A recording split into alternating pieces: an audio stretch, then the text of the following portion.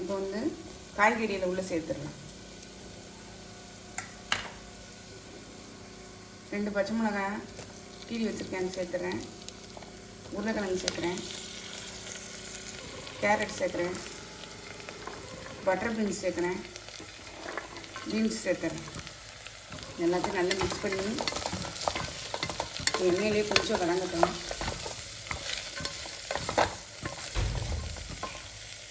ஒரு mixie jar எடுத்துருக்கேன். அதில் வந்து தேங்காய் போட்டிருக்கேன். ஒரு 1/2 மூடி தேங்காய் போட்டிருக்கேன்.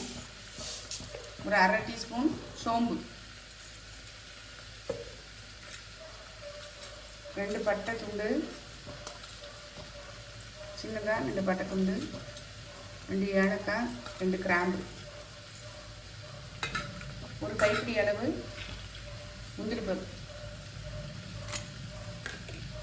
1 டேபிள் ஸ்பூன் அளவு பொரிக்கடலை. இது எல்லாத்தையும் நல்லா பேஸ்ட்டாக அரைச்சிட்டு வந்து காட்டுறேன். பேஸ்ட்டை நல்லா அரைச்சிட்டு வந்துட்டேன் பாருங்கள். இருக்கட்டும். காய்கறி வந்து ஓரளவு வதங்கிட்டு பாருங்கள். நம்ம இந்த ஸ்டேஜில் இஞ்சி பூண்டு விழுது வந்து 1 டேபிள் ஸ்பூன் அளவு சேர்த்துடலாம்.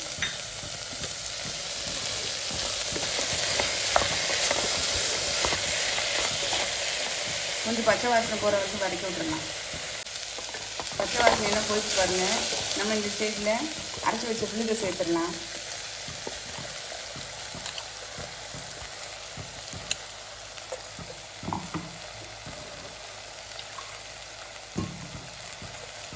இல்லை மிக்ஸி ஜாரை அலசி கொஞ்சம் தண்ணி சேர்த்துக்கிறேன்.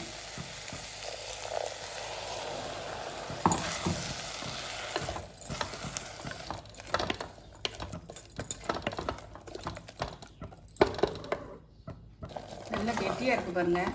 நமக்கு தேவையான அளவு நமக்கு தண்ணி ஊற்றி நம்மளுடைய கன்சிஸ்டன்சி கொண்டு வந்துக்கலாம். குருமா கன்சிஸ்டன்சிக்கு கொஞ்சம் தண்ணி சேர்த்துக்கிறேன். உப்பு சேர்த்துடலாம்.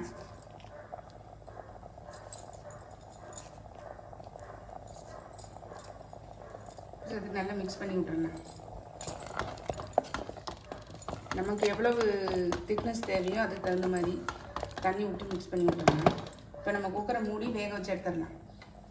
1லேருந்து 2 விசில் வச்சாலே போதும், நல்லா வெந்துடும்.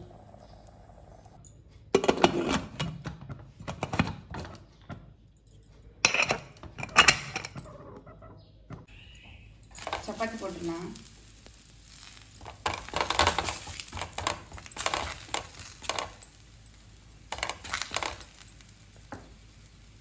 குக்கர் ஓப்பன் பண்ணி பார்த்துடலாம்.